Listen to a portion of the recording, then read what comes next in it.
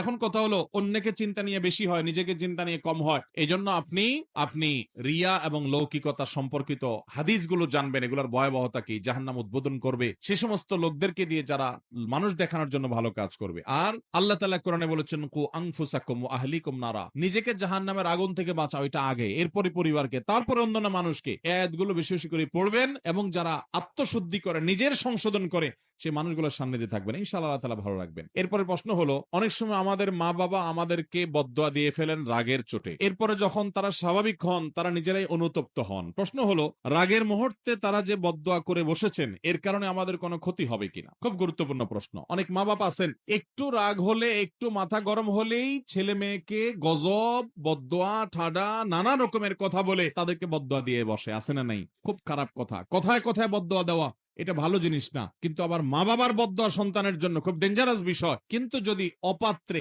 অন্যায় ভাবে বদদোয়া দেয়, সন্তান এই বদদোয়া পাওয়ার উপযুক্ত না। মা বাপ ভুল বুঝে বদদোয়া দিয়ে দিলেন। অনেক সময় দেখা যায় মা বাপ অন্যায় চাচ্ছেন, এই অন্যায় চাওয়া পূরণ না করার কারণে সন্তানকে উনি বদদোয়া দেওয়া শুরু করে দিলেন। এরকম উল্টাপাল্টা বদদোয়া যদি দেন, ইনশাআল্লাহ এর কারণে সন্তানের ক্ষতি হবে। আবার যদি রাগের চোটে বদদোয়া দিয়েছেন সন্তানকে, পরক্ষণে তিনি নিজেই অনুতপ্ত হয়েছেন যে না, আমার এটা বলা ঠিক হয় নাই, ইনশাআল্লাহ এর কারণে সন্তানের ক্ষতি হবে না। কোরআনে কারীমে আল্লাহ বলেছেন, লাউ ইয়াজ্জালুল্লাহু আন-নাস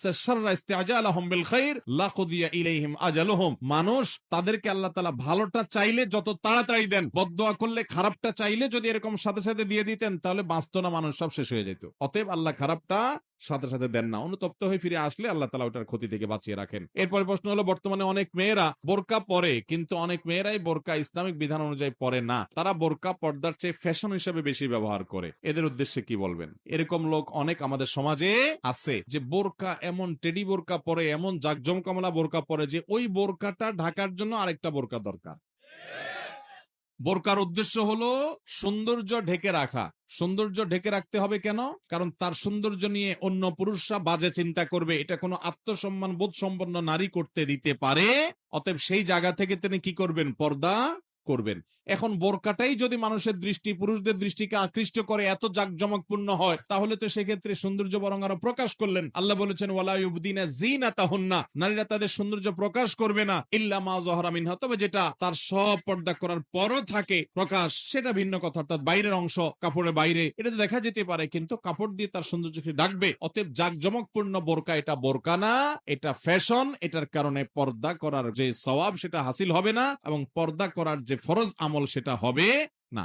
অনেক বোন আছেন হঠাৎ অশ্লীল জীবন থেকে পর্দায় আসছেন, ফ্যাশন দিয়ে শুরু করছেন, আমরা বলি আস্তে আস্তে সামনে আগান, এটাই মূল পর্দা না। আমাদের অনেক ভাইরা আছেন প্রবাসে থাকেন, বিদেশ থেকে জাঁকজমকপূর্ণ একটা বোরকা বইয়ের জন্য নিয়ে আসেন, এটা কোনো বোরকাও না, বোরকার জাতও না। এটার কারণে পর্দা হবে।